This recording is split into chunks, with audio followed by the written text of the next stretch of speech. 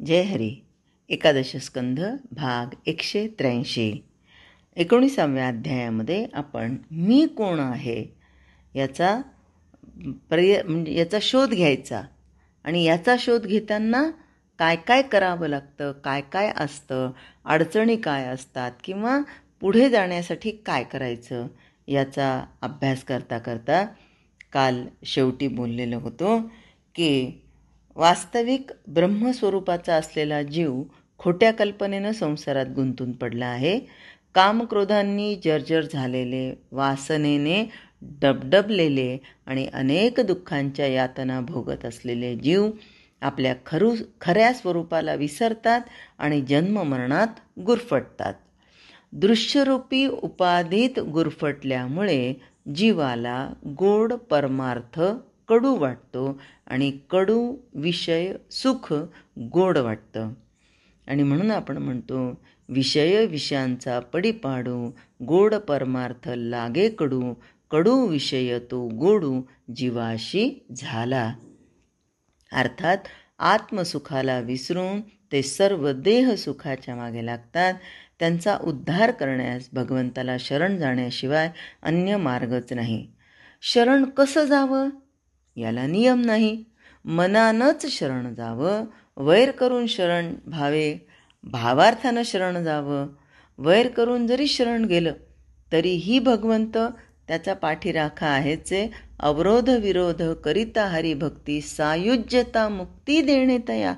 भगवंत अवरोधानी विरोधानी जरी कोणी आला तरी त्याला सायुज्य मुक्ती प्रदान करणारा भगवंत हा. याला शरण जाताना भावार्थानं शरण जावं, भयानं शरण जावं, सख्यत्वानं शरण जावं, आपलेपणानं शरण जावं, काम वासनेनं भुलून शरण जावं किंवा आज्ञापालन करून शरण जावं.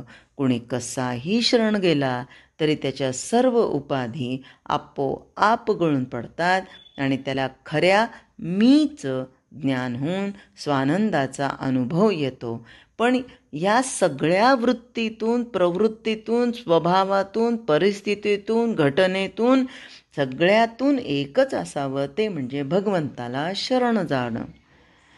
मग भगवंताला शरण जाताना मनामध्ये कधी कधी किंतु आणि परंतु येतो. मग तेव्हा अडचण किंवा प्रश्नचिन्ह निर्माण होतं ते प्रकृती पुरुष संबंधांचं, आहे की नाही. तर पारमार्थिक जीवनामध्ये मननाला अत्यंत महत्त्व आहे. आपल्या देहामध्ये राहणारा मी कोण याचा जसा विचार करावा लागतो तसाच या विश्वामध्ये आपल्या सत्तेनं वावरणारा कोण आहे याचा देखील विचार करावा लागतो. विचार म्हणला की प्रमाणं आली. विज्ञानामध्ये म्हणजे सायन्समध्ये प्रत्यक्ष अनुमान आणि काही अंशी शब्द प्रमाण हे मानतात. भारतीय तत्त्वज्ञानात ही 3च प्रमाणं मानलेली आहेत. नाथांनी मूळ भागवताला अनुसरून प्रत्यक्ष, अनुमान, शब्द आणि इतिहास अशी 4 प्रमाणं दिली आहेत. शब्दाला आप्त वाक्य देखील म्हणतात. त्यामध्ये वेदवाक्य आणि आप्तवाक्य दोन्ही येतात. म्हणून तर्कदृष्टीनं आत्मस्वरूप सिद्ध करण्यास अखेर 3च प्रमाणं उपयोगी ठरतात. या दृश्य विश्वाचं विवरण केलं तर जे तत्व निष्पन्न होतात ना त्यामध्ये काय काय येतं. पुरुष, प्रकृती, सत्व, रज, तम हे 3 गुण, महत्तत्व, अहंकार, मन, 5 ज्ञानेंद्रिय, 5 कर्मेंद्रिय, पंचतन्मात्रा म्हणजे 5 सूक्ष्म महाभूत आणि 5 स्थूल महाभूत, ही सगळी तत्व मिळून 28 तत्व होतात. या दृश्य विश्वामध्ये जो जो पदार्थ दृष्टीस पडतो त्या प्रत्येकामध्ये तत्वापलीकडे काहीही नसतं. हे झालं सांख्यांचं मत. आणि वेदांताप्रमाणे या सर्व दृश्य पदार्थांमध्ये जीवचैतन्य समसमान प्रतिबिंबित झालेले आहेत. आणि हेच ज्ञान अनेक ग्रंथांमधून आम्हाला आमचे संत सद्गुरू परमात्मा देत असतात. त्यातलाच एक प्रक्रिया ग्रंथ म्हणजे पंचीकरण. यामध्ये ब्रह्मनिष्ठ श्रीराम गुरु आहेत. ते आपल्याला सांगतात की हे ज्ञान कसं कसं त्यांनी आपल्यापर्यंत पोहोचवलेलं आहे. एका आर्येमधून ते पुढे जातात. म्हणजे वंदे श्रीमद् रामं सद्गुरुमती शांती सीतया क्लिष्टं कामादि राक्षसारी भवजलधो तत्त्वबोधसेतुकरं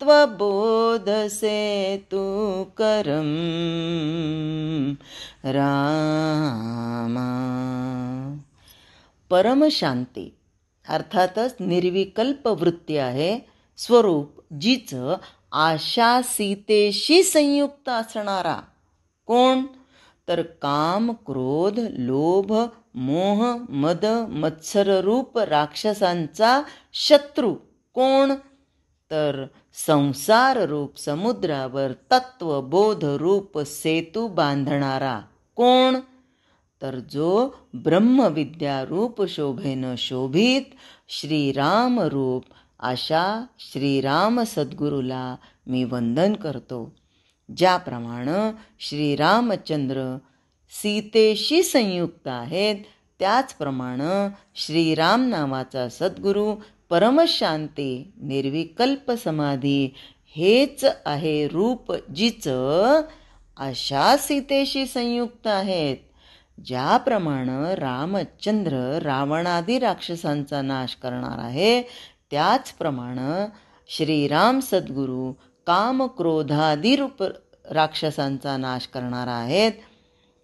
ज्याप्रमाणे श्रीरामचंद्रानं आपल्या सेनेला समुद्रातून पार नेण्याच्या हेतूनं समुद्रावर सेतू बांधला, त्याचप्रमाणे श्रीराम सद्गुरूंनी मुमुक्षुजनास संसार समुद्राच्या पार नेण्यासाठी त्यावर तत्वबोधरूप सेतू बांधला.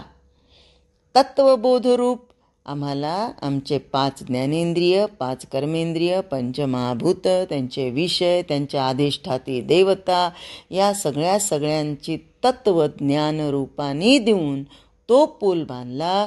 आणि श्रीराम ज्याप्रमाणे लक्ष्मीच्या योगानं शोभायमान आहेत, त्याचप्रमाणे श्रीराम सद्गुरू ब्रह्मविद्यादनेक अनेक सद्गुणरूप लक्ष्मीच्या योगानं शोभायमान आहेत. म्हणून अशा श्रीराम रूप सद्गुरूंना मी साष्टांग नमस्कार करतो. त्या श्रीराम सद्गुरूंना का? तर त्यांनी आम्हाला देहातून बाहेर काढलं. आता एखादा म्हणेल देहातून बाहेर काढलं म्हणजे मारलं का? नाही, देहातून बाहेर काढलं म्हणजे देहा आसक्तीमधून बाहेर काढलं.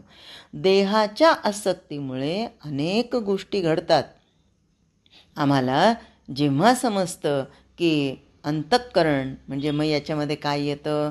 मन, बुद्धी, चित्त, अहंकार येतं. मग यामध्ये अंतःकरणाची देवता कोणती, मनाची देवता कोणती, या अधिष्ठात्री देवतांचा मग आम्ही ध्यास घेतो, अभ्यास करतो, चिंतन करतो. आणि जर समजा वायू कुठे कमी पडत असेल तर त्या देवतेचं चिंतन करणार. मग एक एक गोष्टी आम्हाला श्रीराम सद्गुरूंनी सांगून या देहातली आसक्ती बाहेर काढलेली आहे. आणि मग आम्हाला पुढे ते असं सांगतात. दासबोधामध्येही या संपूर्ण देहाचं ज्ञान आम्हाला समर्थांनी दिलेलं आहे. आणि जेव्हा या देहातल्या आसक्तीतून आम्ही बाहेर येतो, तेव्हा मग आम्हाला असं लक्षात येतं की डबक्यामध्ये, विहिरीमध्ये किंवा समुद्रामध्ये चंद्राचं प्रतिबिंब हे सारखंच पडतं. त्याचप्रमाणे अगदी ब्रह्मदेवापासून एखाद्या माशीपर्यंत सर्वांच्या शरीरात जीवपणा सारखाच असतो. म्हणून सर्वांचा आत्मा एकच आहे. हा स्वतःच्या व्यापकपणाचा अनुभव येणं म्हणजे शुद्ध ज्ञान होय.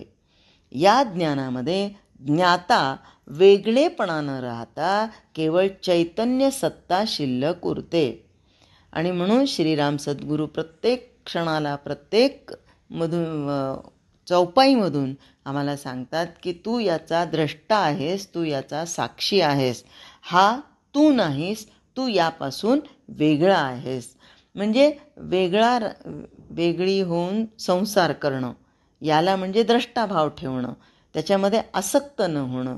आणि मग चैतन्य सत्ता जी शिल्लक उरते ती महत्त्वाची आहे. या ज्ञानात अनुभवास येणारी आत्मवस्तू तिन्ही गुणांच्या पलीकडे असून दृश्यातील सर्व दोषांपासून अलिप्त असते. ती वस्तू सृष्टीच्या आधी, मध्ये आणि अंती अविनाशपणे राहत असल्यानं तिला संत असं म्हणतात.